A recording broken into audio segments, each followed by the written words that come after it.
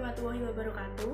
Perkenalkan, saya Erika Dwi Aryani dengan NIM 2108031022020. Saya dari Prodi D3 Administrasi Keuangan dari kelas Akuntansi Perbankan dan Syariah B dengan dosen pengampu Dr. Andes Marmono Singgi MSI.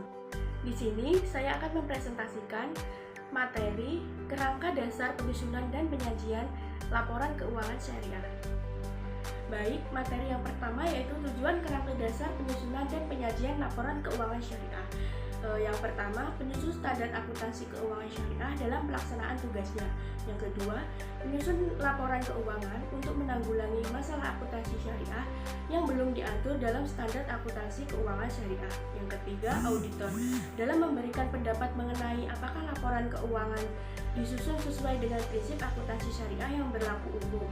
Dan yang keempat, para pemakai laporan keuangan dalam menafsirkan informasi yang disajikan dalam laporan keuangan yang disusun sesuai dengan standar akuntansi keuangan syariah, meliputi investor, pemilik dana core, pemilik dana syirkah temporer, pemilik dana titipan, pembayar dan penerima ZIS, serta wakaf.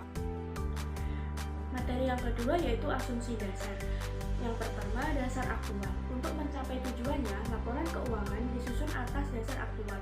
Dengan dasar aktual, pengaruh transaksi dan peristiwa lain diakui pada saat kejadian dan bukan pada saat kas atau setara kas diterima atau dibayar, serta diungkapkan dalam catatan akuntansi dan dilaporkan dalam laporan keuangan pada periode yang bersangkutan. Yang kedua ada kelangsungan usaha.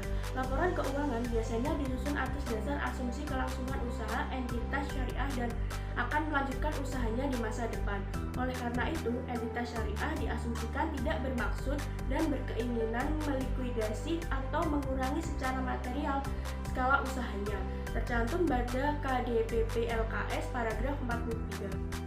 Materi yang ketiga yaitu karakteristik kualitatif informasi keuangan syariah. Yang pertama, dapat dipahami. Maksud dari karakteristik dapat dipahami adalah pemakai diasumsikan memiliki pengetahuan yang memadai tentang aktivitas ekonomi dan bisnis dengan ketekunan yang wajar. Yang kedua, relevan. Karakteristik relevan adalah memiliki kemampuan untuk memengaruhi keputusan ekonomi pemakai dengan membantu mereka mengevaluasi masa lalu, masa kini, atau masa depan dengan menegaskan atau mengoreksi hasil evaluasi mereka di masa lalu. Yang ketiga, ada andal. Informasi andal memiliki kualitas andal jika bebas dari pengertian yang menyesatkan, kesalahan material, dan disajikan secara jujur dari yang seharusnya disajikan atau yang secara wajar diharapkan dapat disajikan. Yang keempat, dapat dibandingkan. Pemakai harus dapat memperbandingkan laporan keuangan entitas syariah antar periode untuk mengidentifikasi kecenderungan posisi dan kinerja keuangan. Materi selanjutnya yaitu unsur-unsur laporan keuangan. Unsur-unsur laporan keuangan ada 5. Yang pertama, laporan laba rugi. Yang kedua, laporan posisi keuangan.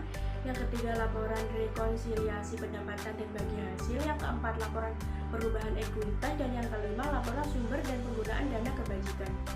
Materi yang selanjutnya yaitu pengakuan dan pengukuran unsur-unsur laporan keuangan syariah.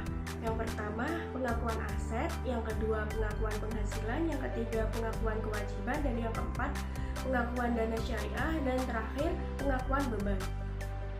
Pengukuran unsur-unsur laporan keuangan syariah.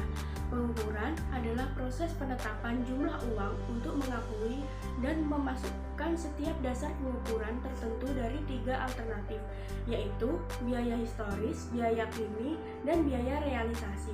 Unsur laporan keuangan dalam neraca dan laporan laba rugi. Proses ini menyangkut pemilihan dasar pengukuran yang umum digunakan entitas syariah dalam penyusunan laporan keuangan.